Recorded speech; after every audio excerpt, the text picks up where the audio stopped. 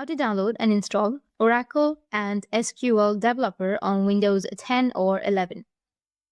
So if you want to install Oracle and SQL Developer on your Windows 10 or 11, then first you need to open up your browser.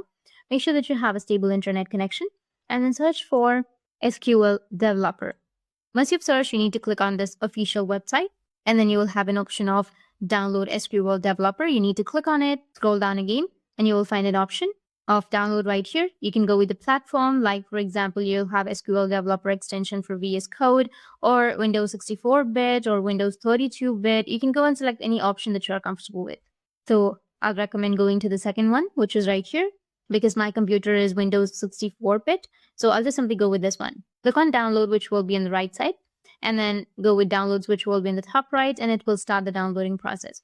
Once it has been started, just go with downloads again, which will be on the top right, or go with the three dots, which is right here. And then you will have the downloads option. Click on downloads and wait for a few seconds. Now, once it has been downloaded, it will automatically take you to the download section, which is right here. You need to double click on that file and you need to extract all of these. So go with extract all, which will be in the top, and then go with extract, which will be on the bottom. Go and select the destination and go with extract. It might take a few minutes, so keep patience and it will be extracted. So as you can see that it will take some time. Once it has been extracted, you will find a folder which is sqldeveloper.exe.